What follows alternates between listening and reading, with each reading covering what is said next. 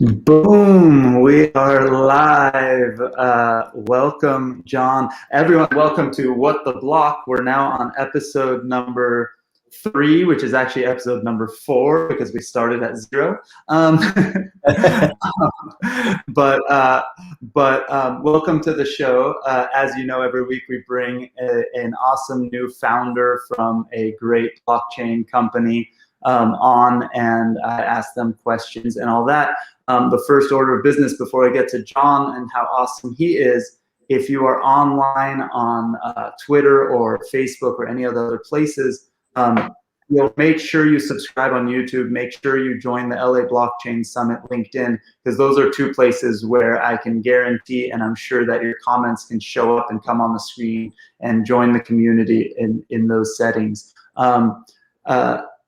John, welcome to the show. How's it going, man? Hi, Alon. It's been a while since I've seen you face to face, my friend. It's been too long. Thank you, COVID-19.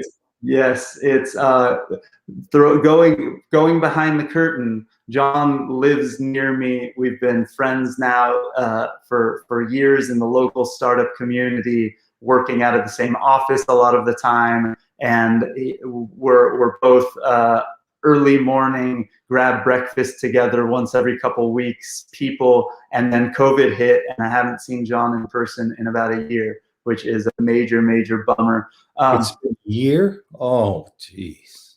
Think about this. So we 2-3 weeks into quarantine, we started Blockchain and Booze, the Tuesday night events. Yeah. We're like past number 45 or something like that. We're almost a full year of Blockchain and Booze, thinking we're going to do it 2-3 weeks and whatever.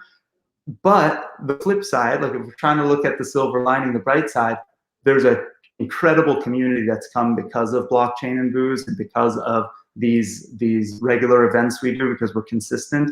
And we've met a lot of amazing engineers, a lot of people. Actually, I'll use this as an excuse to throw this screen up. We do Blockchain and Booze every Tuesday night. I do this every Friday morning. We have LA Blockchain Summit, our big event at the end of the year.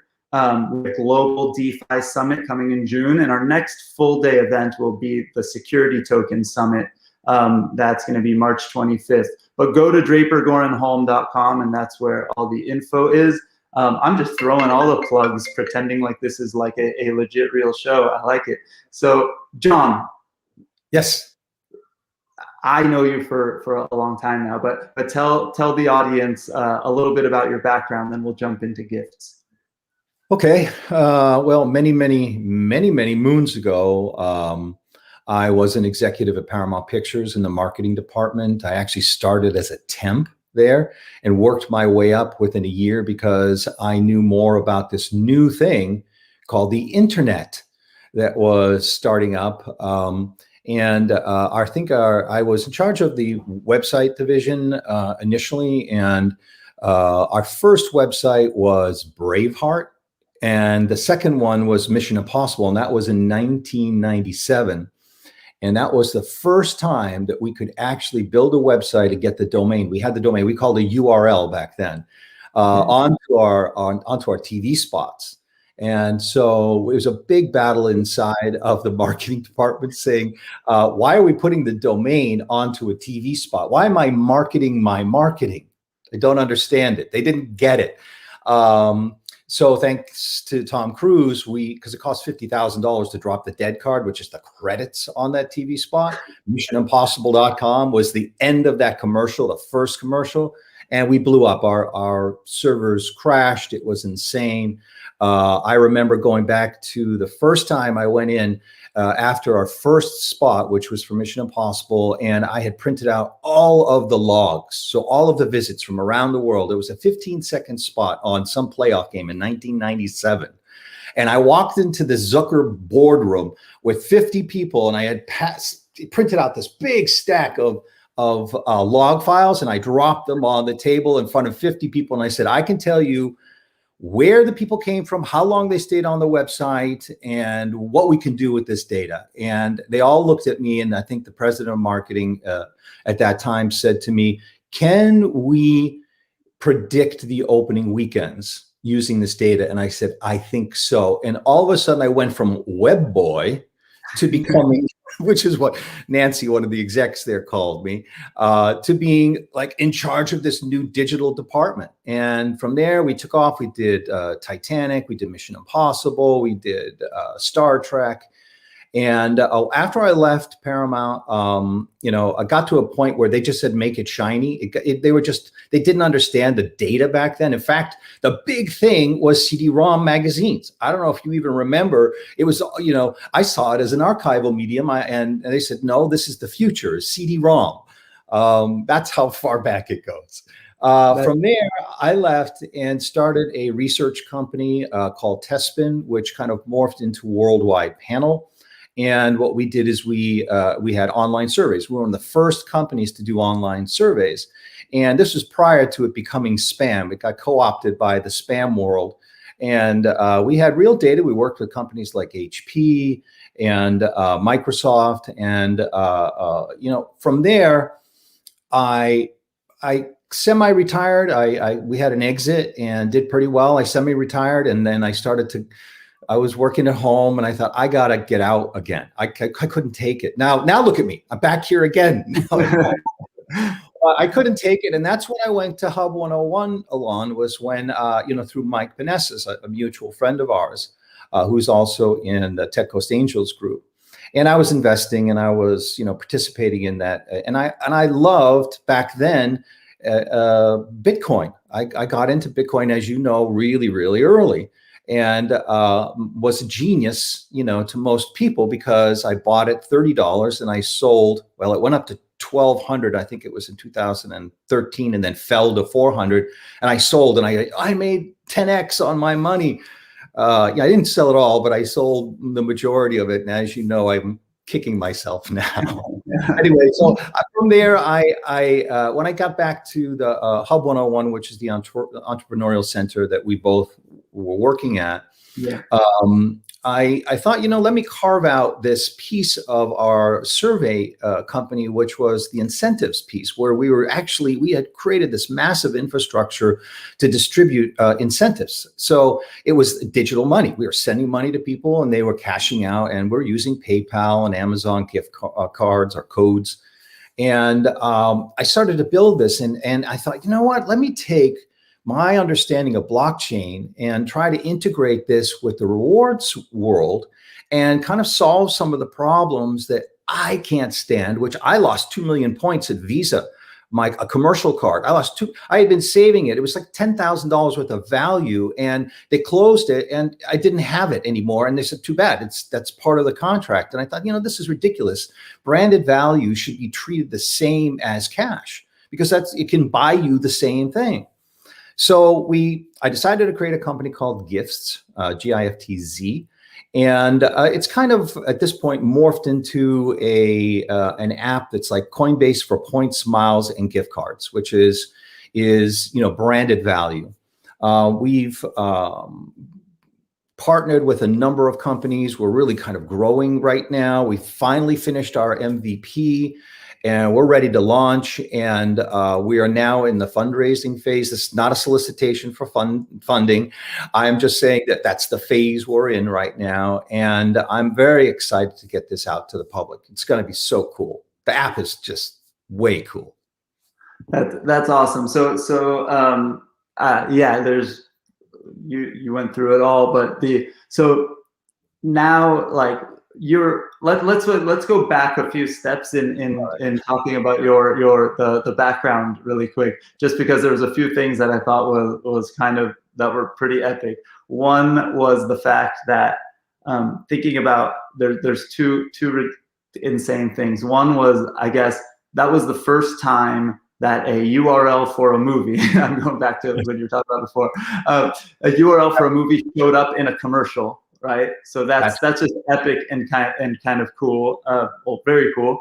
And then the second, that was just a random thought, but the second part is that for them to change the commercial or add the URL, that screen it had to cost them $50,000, which in this day and age where everyone's doing everything digitally just sounds insanity. I know. Tom Cruise paid for that, Alon. He said, I'll take care of it. He told me, he goes, I don't care. He saw the future of the internet where they didn't. So, of course, they never made him pay for it, but he offered.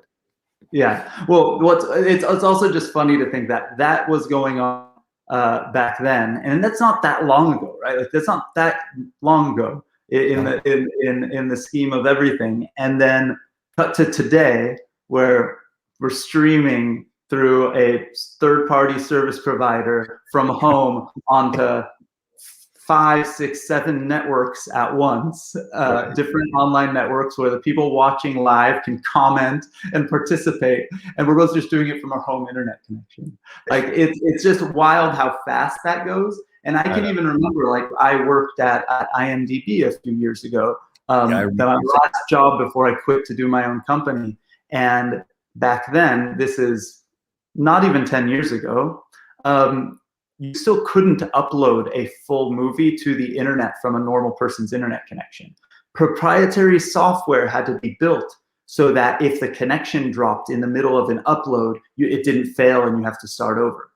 And back then, filmmakers and artists and people thought it was the stupidest idea in the world to put a whole film onto the internet, because when you watched it in your browser, the quality wasn't good enough. They're artists. Like, why would you have the adult industry?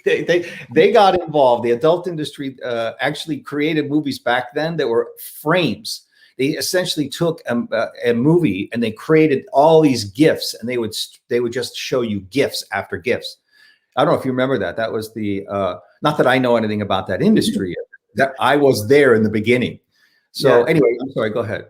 It's just crazy how fast that moves. And then you being early in Bitcoin, right? It's a similar thing. You were in from an investment standpoint. You were a genius by 10xing in that period of time. But now we're all looking at it. So my question to you before we go back in and actually talk about the company and stuff like that is, from an early Bitcoin person who's been in and out of it and then back into it, how do you feel today? So do you think that people who sold today will go a few years from now and feel like huge idiots the way that you might feel about yourself? Thanks, Alon. I didn't call you one. I think you're a here's the problem. Hindsight always makes you feel like an idiot. So, I mean, I should have played the lottery numbers that came out. So what was I thinking?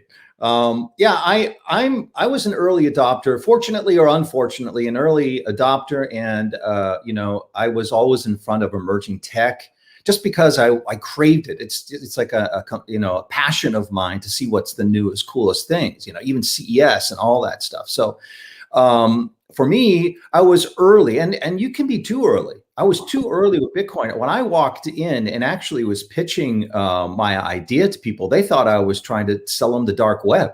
They were kicking me out. I mean, literally, the VCs were saying, "What are you thinking?" And, it took about 3 to 5 years until they started calling me back. And I looked like a genius. Meanwhile, I had to settle for things. And, we have a base coin. It's called a coin in our program. And I had to use it as points, strictly points, initially. And I wasn't able to build the blockchain. And now it's a commodity. So at this point right now, it's so easy for us to jump in, and we are consumer facing. That's the brass ring at this point, is consumer adoption. And there's nothing other than maybe Coinbase where it's become, gone into the families. I want to be able to create a product and it doesn't matter if it's on blockchain. Who cares if it's on blockchain? You just want to be able to have your value, and you want to be able to prevent fraud and theft of points, miles, and believe it or not, there's rampant theft in the points and miles world, and gift cards are constantly attacked by hackers and people who are stealing credit cards. In fact, I got a charge back today from someone who hacked somebody's number and put it in, and I'm responsible for that. And this has got to stop. You know, the antiquated fintech world of chargebacks and you know, I want to be able to have someone purchase a gift card, and that gift card actually is tracked from the beginning to the end. I know exactly where it is. I send it to you, it goes to your wallet. And then when you have that, you can spend it. It's still branded currency, you know, whether it's a Bitcoin or a Walmart token, you know, it needs to happen. And I know that there are patents that are, I think Visa has a patent now, and there's a couple of patents that Microsoft has, and they're starting to get into it. But we want to be that central place. I mean, it's such a pain in the ass. You have, you know, $13 of the points over here, $20 of points over there. And before, they wanted to silo those points and miles inside of that ecosystem because it was super important that you became loyal. But now loyalty is about giving some freedom and flexibility to the customer. And you're seeing miles to mags as one of the magazines, as one of the programs. You're seeing programs that allow you to kind of have flexible redemption of rewards. And that's number one, that's because customers demand it. 94% of people want to be able to trade their points and miles between programs. But the other piece of it is, in, I think, 2018, 2019, the GAP, the General Accounting Principles laws came into play, where they said there's a revenue recognition. Revenue can only be recognized once the points are actually redeemed. Where before, you could take the breakage and kind of average out what your costs were, and you could take a profit from it. Now you can't. You must wait. So yeah, it's a balance sheet problem and it's a cash issue. It's being pushed, but they're now more flexible. So we want to be the company in the middle of this, where you can keep all of your points, miles, gift card value, and cryptocurrency in one place. So somebody just asked this in the chat. They're talking specifically about your platform. So can you give the branded value to others? Like if I have a Target gift card, can I send it to somebody else through the platform? Absolutely, and that's one of the fun things to do. You know, if my goal is to be able to, in fact, you know, we're talking to a company that's got tokenized gold. It's actually gold currency. And we're talking to them about actually backing all of our points and miles in gold. So you could come off to gold and go back onto another card. But the answer to that question is yes, absolutely. In fact, it's the fun thing. You send it, it goes through email. Someone opens up their app. You have to collect it in the app, though. It's not like a typical gift card where you can send it via the email, because that's kind of lost outside of the ecosystem. You have to link back into the app, and you have to sign in, and you have to receive that tokenized gift card. So it doesn't even have to be a gift card. It could be, in the case of like movies, the theaters, you know, and they've been closed. They're struggling right now, the movie theaters. A lot of them have tokenized, or they have created QR codes for their tickets. So if you can create a ticket, you know, that's a barcode, I can tokenize that and I can send it to you. Now you have it, and just, you know, use your barcode token, you know, at point of sale at the movie theater. Anyway, yes, the answer to that question, a long answer, is yes, you can send. Well, I was going to make a bad joke about the gold thing that you mentioned, and I was going to say, you know, have you heard of this thing called Bitcoin? It's kind of like digital gold. Would be fun to be able to do it with that. But let's go back to the high level, you know, of the platforms. I think it makes a lot of sense to have this place to transfer and transact and exchange the value of these different reward systems, right? But you know, like, I think that there is also benefits beyond just the holding and you know, like the transfer, right? There's sort of value that can be created, and value that people, you know, are getting now that are only savvy enough to understand how to do it, right? Well, we want to get past the speculation. I mean, it's fun, you know, but there's a lot of risk involved with that. And what we want to do is have a stable area where you can actually use this as value point of sale. So that's why we're looking at gold, is because it's not as volatile, obviously, as Bitcoin. So I know merchants are going to want to have some sort of level value to their points. They don't want their points to be worth $1 in their ecosystem when they issue it and $100 when they come back. You know, we want that price action to happen for the consumer off their ecosystem. Now they can go back and use the value inside their ecosystem, but the merchant still gets $100. And there's some value though too, because the merchants, like the people who need business to come in, because I know that on your system right now, when I go to the website, I can buy a gift card at a discount, right? And I can receive some loyalty points and things like that. So even if I buy I'm using a Lowe's gift card or something like that, for $100 or for $95, I get a $100 gift card, or for $100, I get a $105 gift card, whatever that is, right? There's sort of, they want people to buy their gift cards because they want to drive business. And then when you exchange the gift cards, or if I have a Target gift card and it's worth $50, but I want a Lowe's gift card, I may be able to take a $50 gift card and get more value in Lowe's, or earn some kind of, there's like a spread, there's an incentive to participate here, not just for, you have a gift card sitting in a drawer, but you can also get more value potentially for participating, right? So let me separate the two products that we have right now, actually three. Giftz is the app. That's our MVP. That's what we're releasing in the coming months. We had rolled out for COVID-19 something called Gift Code Relief, giftcoderelief.com. And giftcoderelief.com took those spreads that you're talking about that the merchants were willing to give to us, or aggregators. There are gift card aggregators out there. We have a relationship with Blackhawk Network.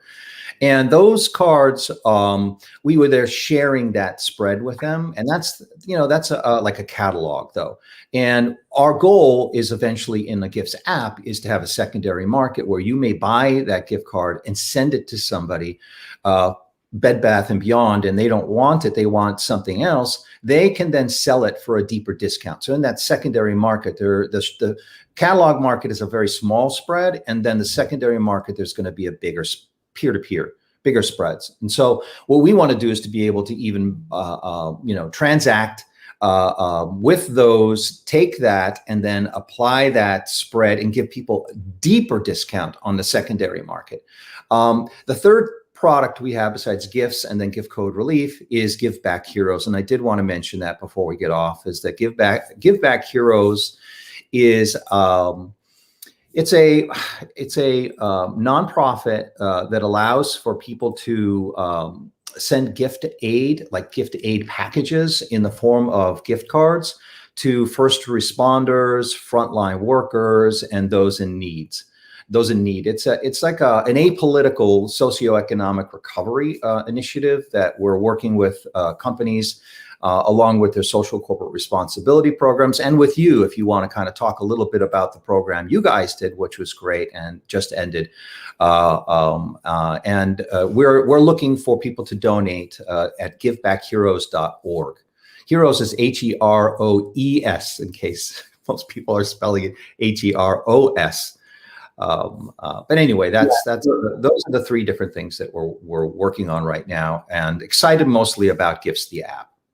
Awesome. And I know that on Giftz.com, there's links to all of it. Giftz, like spelled like underneath John's name, Giftz. So yeah, we did, after the last LA Blockchain Summit, we did a cool NFT charity campaign and raised, I think, somewhere around $7,000 or $8,000 for Giveback Heroes and that initiative. Yes, thank you. Yeah. Giveback Heroes is a great idea. I think the opportunity for charitable donation blockchain is underrated. I totally agree. I think that there's also this element of magic internet money, and some of us having earned ETH or earned Uni or earned these tokens, all these things, then you go on to OpenSea, you go on to Rarible, you go on to these places and buy NFTs, and you buy them for a price you probably wouldn't have bought something for if you had to go into your, Bank of America or Wells Fargo normal bank account and buy an NFT or a digital asset with, because it's already in that ecosystem and you're comfortable with it, and it's not found as real value because you could put it into dollars right back in your account and buy something, or use it to buy something through a bunch of different services. But there is this that feeling, and if we're willing to spend hundreds of dollars or thousands of dollars on NFTs, like some people are, you know, you should also be giving back with that same crypto. So I love it. And so, John, we are running out of time, but before we go, any last plugs or anything like that? I know I've got a couple of these things to throw on the screen. No, I guess I want to leave with the Giveback Heroes program, and I'm asking people to donate to that. We're partnering with Krista Kleiner, who is an actress, model, and host, who will be filming the actual physical giving back to frontline workers. Especially her interest is the One Heart movement, and a part of what we're doing is going to be for Valentine's Day. So you can just go to givebackheroes.org, click on donate, and it goes through our fiscal sponsor, the Soteria Institute, and you can write that off. It's tax deductible. That's awesome. Thank you, John. Thank you for everything that you do. Congrats on what's happening with Giftz, and thank you for doing Giveback Heroes. Everybody else, I'm going to throw the graphic one more time on the screen. Remember, we've got a crap load of events coming, so make sure you participate. They are all free. They will always be free. So please join us. Tuesday nights, Blockchain and Booze, and I'm doing this thing every Friday. And subscribe everywhere, because then you'll just get the notifications, and I won't have to post it 18,000 times on Twitter and annoy you and fill up the feed. So thank you, everyone, for joining us. Oh, by the way, I didn't create a graphic for it, but it's also as a podcast everywhere. So make sure you subscribe, do all that stuff. Oh, John vanished, and so I'm in this weird mode. Look, I'm John Paukulis. Subscribe to the podcast. Thousands of people have been listening to it there as well. Thank you so much, everyone. Bye-bye.